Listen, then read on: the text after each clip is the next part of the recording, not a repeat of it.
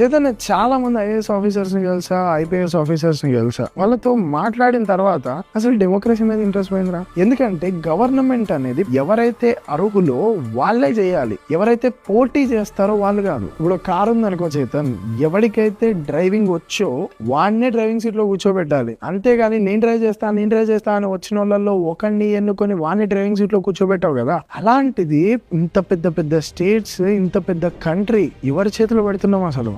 అసలు డెమోక్రసీ కన్నా డిక్టేటర్షిప్ మంచిగా అనిపిస్తుంది. అరే you see China no multi party system, single party system, no opposition is a disruption. Great infrastructure build చేశారు. Buildings లో నుంచి ట్రైన్స్ పోతాయి, మౌంటైన్స్ లో నుంచి ట్రైన్స్ పోతాయి, deepest subway in the world, most complicated over passes, చాలా షార్ట్ టైమ్ లో super power అయ్యారు. And recently they tested 6th generation aircraft. Or they don't even allow protest in their country. అరే arrange marriages and force marriages are illegal in China. అరే అసలు out cider కి చైనాలో ఏం జరుగుతుందో తెలియనియరు. Internet ని సెన్సార్ చేస్తారు, మీడియాని కంట్రోల్ చేస్తారు. మొన్న డీప్ సీక్ వస్తే మొత్తం వరల్డ్ షేక్ అయింది. మోస్ట్ వాల్యుబుల్ కంపెనీ అయిన ఎన్విడియా సింగిల్ డే లో 17% లాస్ అయింది, విచ్ మీన్స్ $589 billion వాల్యుయేషన్. అరే అసలు వాళ్ళ యూత్ ని చూస్తే అసలు యూత్ ఎందుకురా? చిన్న చిన్న పోరగాళ్ళు కుకింగ్ చేస్తారు, సర్వైవల్ స్కిల్స్ నేర్చుకుంటారు స్కూల్లోనే. ఇంత గ్రో అయింది కేవలం 30 సంవత్సరాల్లోనే. కానీ డిక్టేటర్షిప్ లో ఫ్యామిలీ పాలన ఉండకూడదు. ఉంటే ఈ నార్త్ కొరియా లాగో ఈ శ్రీలంక లా తయారైంది. So think about it. Driving seat లో నువ్వు ఎవరిని కూర్చోపెడుతున్నావో ఆలోచించు.